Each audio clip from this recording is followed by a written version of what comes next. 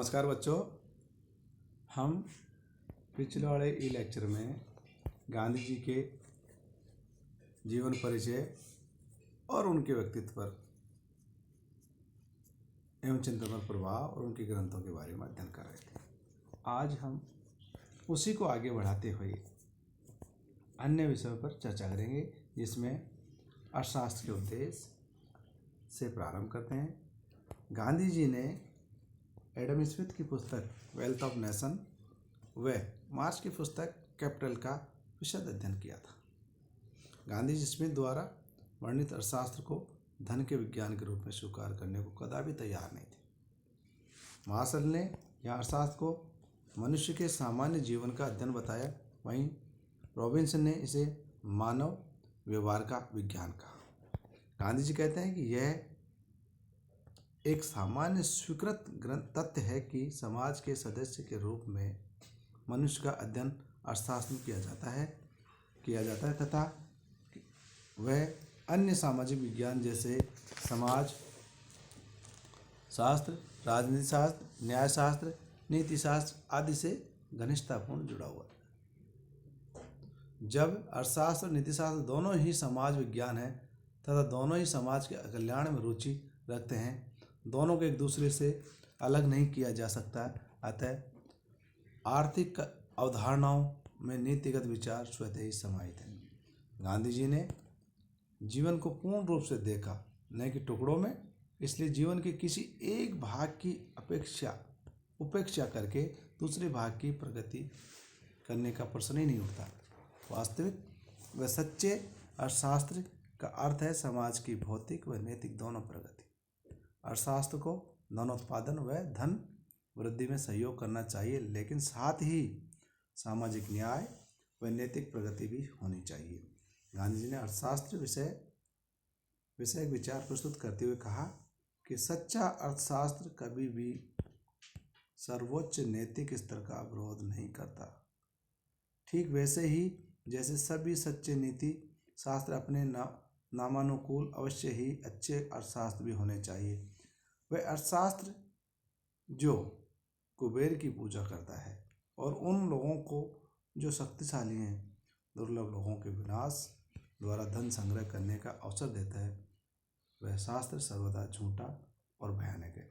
सच्चा अर्थशास्त्र तो सामाजिक न्याय का प्रतीक है। यह सभी लोगों का समान रूप से कल्याण चाहता है, जिनमें कमजोर भी शामिल हैं, और सुंदर जीवन के लिए ऐसा शास्त्र आवश्यक है। वस्तुतः गांधी जी मानववादी थे तथा जीवन में आध्यात्मिक व नैतिक पक्ष पर अत्यधिक बल देते थे। सत्य और अहिंसा उनके अस्त्र थे और मानव मात्र का कल्याण ध्येय था। ईश्वर की सर्वोच्च सत्ता में उनकी प्रबल आस्था थी। उन्होंने स्पष्ट कहा, जो अर्थशास्त्र नैतिकता का ह्रास करता है वह पाप है।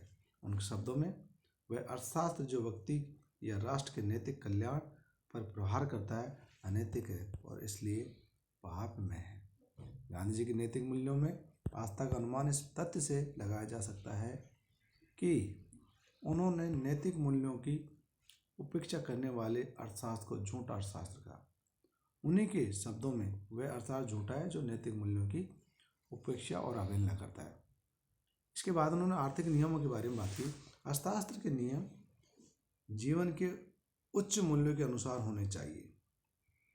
जीवन के उच्च नियम व अर्थशास्त्र के नियम समान होने चाहिए। गांधी जी के अनुसार यदि उच्च नियमों व वास्तविक नियमों के मध्य अंतर रहेगा तो निश्चय ही असमंजसपूर्ण व संदेहास्पद स्थिति उत्पन्न हो जाएगी। आर्थिक नियम जिनका की उद्देश्य भौतिक प्रगति, सामाजिक क्षमता व नैतिक स्तर की उच्चता हो, प्रकृति के नियमों के अनुसार होने चाहिए।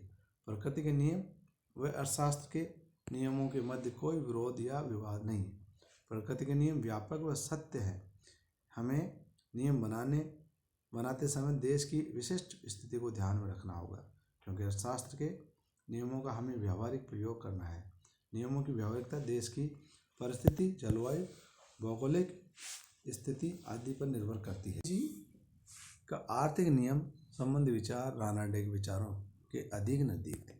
गांधी जी ने देश की विशिष्ट परिस्थितियों के लिए अलग आर्थिक नियम की बात कही। आर्थिक नियम के अंतर्गत गांधी जी ने नैतिक नियम भी समाहित कर दिए। वह उनकी सत्यता व व्यापकता हेतु उन्हें प्राकृतिक नियमों से संबद्ध किया। गांधी जी द्वारा प्रस्तुत खाद्य अर्थशास्त्र व सर्वोदय संकल्प उपयुक्त नियमों के अनुसार ही है। इसके बाद उन्होंने व्यक्तित्ववाद पर बात रखी। गांधी जी के दर्शन का व्यक्ति केंद्र बिंदु है, व्यक्ति सर्वोच्च है। गांधी जी के अनुसार व्यक्ति परम साध्य है। ये गांधी के दर्शन का एक अद्भुत पक्ष है जिसमें व्यक्ति और समाज के मध्य किसी भी प्रकार का कोई टकराव नहीं। गांधी जी के अनुसार व्यक्ति की चेतना उसमें सभी को अपने समान और सभी के हित में अपना हित समझने की सहज प्रवृत्ति ही उत्पन्न करेगी और इस प्रकार व्यक्ति और समाज के मध्य किसी टकराव की कोई संभावना नहीं होगी। गांधी जी के अनुसार सामाजिकता व्यक्ति की चेतना का अनिवार्य लक्षण है। गांधी जी ने बताया कि जिस प्रकार समुद्र पानी की बूंदों से बना है, ठीक उसी प्रकार समाज व्यक्तियों के समूह से बना है। जिस प्रकार पानी की बूंद की पृथक सत्ता है, उसी प्रकार व्यक्ति की भी पृथक सत्ता है, परंतु दोनों अपने समग्र के अनिवार्य हिस्से हैं। गांधी ने मानवीय व्यक्तित्व के संपूर्ण विकास पर बल दिया। मानव जीवन स्वयं में पूर्ण एवं अविभाज्य है, इसका खंडों में विभाजन असंभव है। जिस व्यवस्था में संपूर्ण मानव विकास पर बल न हो उसका बहिष्कार किया जाना चाहिए। वे उन्हीं सुधारों को वांछनीय मानते थे जो मानव मूल्यों की प्रतिष्ठा करें। कोई भी संस्था, चाहे वह राजनीतिक हो या सामाजिक या आर्थिक, मानव के पूर्ण विकास हेतु ही होनी चाहिए। गांधी जी का विश्लेषण था कि यदि व्यक्ति का नैतिक विकास होगा तो समाज का भी नैतिक विकास होगा, लेकिन यह जरूरी नहीं है समाज का नैतिक विकास होने पर ही व्यक्ति का नैतिक विकास होगा। गांधी ने सर्वदा व्यक्तिगत विश्लेषण पर बल दिया, नहीं कि समग्र पर। यदि व्यक्तिगत आय बढ़ती है तो राष्ट्रीय आय निश्चित रूप से बढ़ेगी, लेकिन इसके विपरीत राष्ट्रीय आय के बढ़ने पर व्यक्तिगत आय का बढ़ना आवश्यक नहीं। इसका कारण कुछ हाथों में राष्ट्रीय आय का केंद्रित हो जाना है। व्यक्तिगत कल्याण को मापने के लिए राष्ट्रीय उत्पादन का सांख्यिक औसत व्यक्ति की उपेक्षा करता है। इसके बाद उन्होंने मानव और आर्थिक मानव के बारे में चर्चा की। पूंजीवादी आंदोलन ने मानव के अंतर्गत निहित नैतिक मूल्यों का परित्याग कर आर्थिक मानव की कल्पना की। अर्थशास्त्र के अंतर्गत सभी प्रकार की धन प्राप्ति व व्यय का यह आर्थिक मानव केंद्र बिंदु है। मानव जीवन की अन्य विधाओं से अलग ये आर्थिक मानव विशिष्ट रूप से स्वतंत्र पूर्वक अपना कार्य कर रहा है। प्रतिष्ठित आर्थिक विचारधारा की संकल्पना हस्तक्षेप नीति के अंतर्गत यह न्यूनतम प्रयास के साथ अधिकतम संतुष्टि में अमेरिका, यूरोप आदि देशों में जो तो साधनों की बहुलता व श्रम शक्ति का अभाव है, वहाँ तो यह सिद्धांत आज के भौतिकवादी लक्ष्य को प्रदान कर सकता है, लेकिन यह भौतिकवादी प्रगति कुछ समय को आएगी, क्योंकि यह समाज का संतुलित व समान विकास प्रदान नहीं कर सकती। यह समस्त नैतिकता व आदर्शों का परित्याग कर सामान्य मानव को गुलाम बनाकर आर्थिक मानव को अग्रदूत बनाकर प्राप्त करती है। इस तरह से हम देखते हैं कि गांधी जी का आदर्श बना सर्वोदय, जहाँ व्यवस्था थी सभी के लिए अधिकांश वस्तुएं। गांधी का सर्वोदय मानव पर आधारित है, न कि आर्थिक मानव पर। सादगी तथा आवश्यकता संबंधी विचार। इस तरह से हम देखते हैं कि गांधी जी ने अपने जीवन को बहुत ही सिंपल ढंग से पेश किया तथा गांधी जी ने सादगी तथा आवश्यकता संबंधी विचार भी गांधी जी का हमेशा सादा जीवन, उच्च विचार पर विशेष फोकस रहा।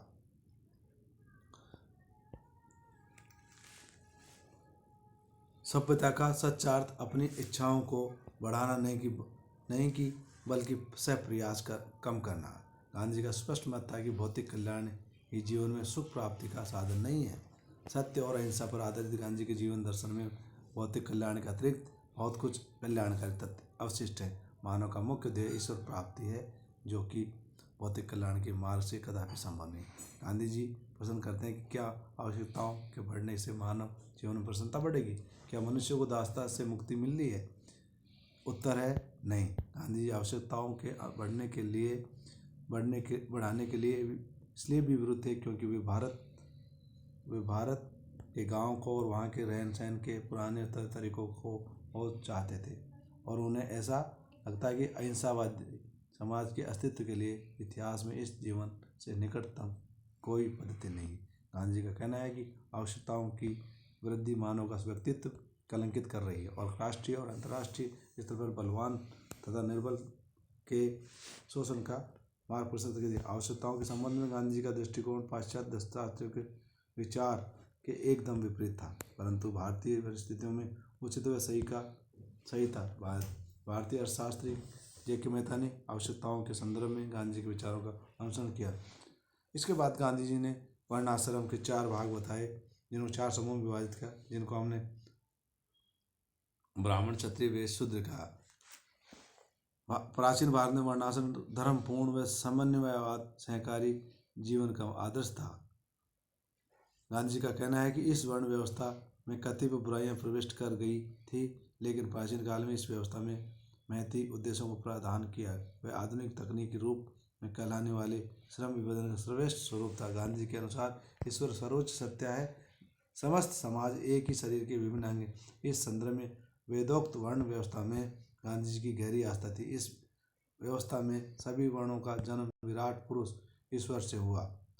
उस विराट पुरुष के मुख से ये उनके कहना थे किसका कहाँ से जन्म हुआ, किसका कहाँ से नहीं हुआ, परंतु वो ये कहते थे कि इन सब को कर्म के अनुसार होना चाहिए। ठीक है, आगे अपन ट्रस्टीशिप के बारे में नेक्स्ट वाले लेक्चर में बात करेंगे। Thank you.